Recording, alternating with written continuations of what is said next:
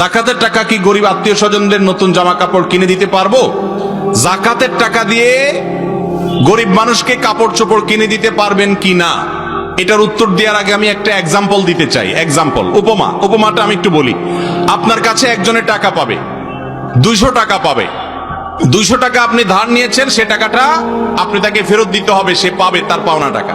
বাজারে দেখা হওয়ার পরে তাকে বলছেন, ভাই এদিকে আসেন, আপনি না আমার কাছে 200 টাকা পাবেন? বলে হ্যাঁ। বলে আসেন। ডেকে নিয়ে ফল দোকানে নিয়ে গেলেন, নিয়ে 1 কেজি আপেল কিনে দিলেন 200 টাকা দিয়া বললেন যান বাড়ি যান। উনি যদি বলে ভাই কাহিনী কি? বলে কাহিনী হলো 200 টাকা পাবেন না, আপনি আপেল কিনে দিলাম, বাড়িতে চলে যান। কি বলেন?